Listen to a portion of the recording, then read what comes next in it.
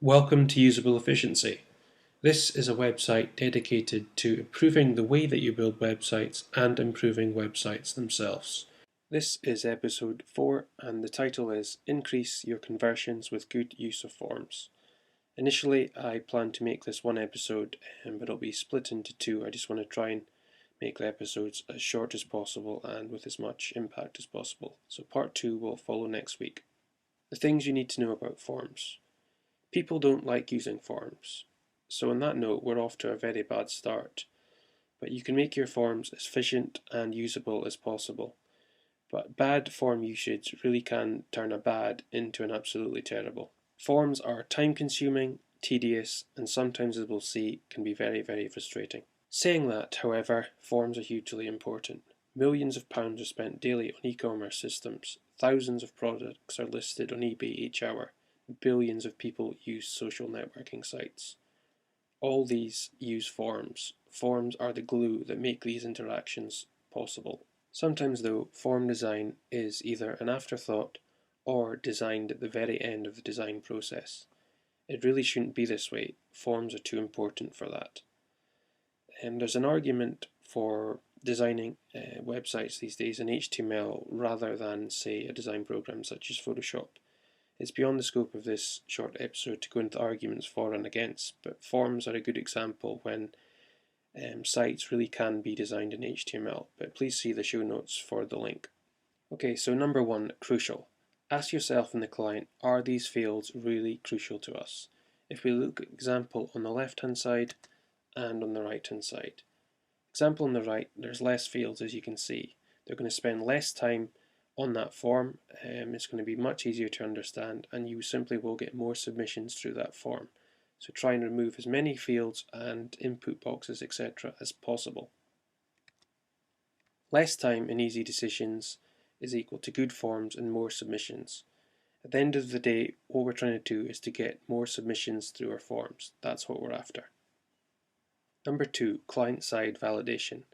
So let's have a look at a bad use of forms. Okay, so number 1, the client fills in the fields and they've maybe spent, say, a minute doing that, and they hit the submit button at the bottom and they then go to a new page and they've got some errors. So at that moment in time, the user isn't particularly happy. Remember what we said in the first place, users really don't like filling in forms. So now that there's errors, they're really less happy. So they then click on the link back to the form and all the information they previously entered, it maybe took them a minute to put in, and it's gone. So they've got to fill in that information again. So there's a fair chance at that time the user is going to leave the site. They've already invested, say, a couple of minutes of their time filling in that form. They're not prepared to do it again. So let's look at a slightly different scenario. As we'll see, used correctly, client-side validation can be hugely helpful to users. So the user fills in that exact same form that we showed previously, and when they click the submit button, they don't go to a new page. JavaScript is used to locate that error that they've made in the form. So immediately the user can see that, correct it, and hit submit, and hopefully they will have successfully submitted that form. So instead of being angry and turned away from the site, the user's happy. They've completed what they came to do on the site or the web form. If you check out the Twitter sign-up form, it's an excellent example of client-side validation. Number 3, the tab key and focus. It's reported that 50% of users use the tab key when completing forms. So let's have a look at an example of what is meant by that. So let's use the usable efficiency comment form as an example. So user would click in the name box, type in their name, and then when they hit tab, it automatically goes to the next field. It's just quicker and easier doing that than locating the mouse and clicking again. That function that we've just seen with the tab key works by default. You just need to keep your fields in logical order in your HTML document.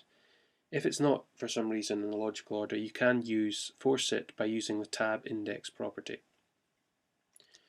You will also have seen that when we tabbed or clicked into a box, there was a slightly larger border around that, and that's very easily done by simply using the CSS focus property as seen there.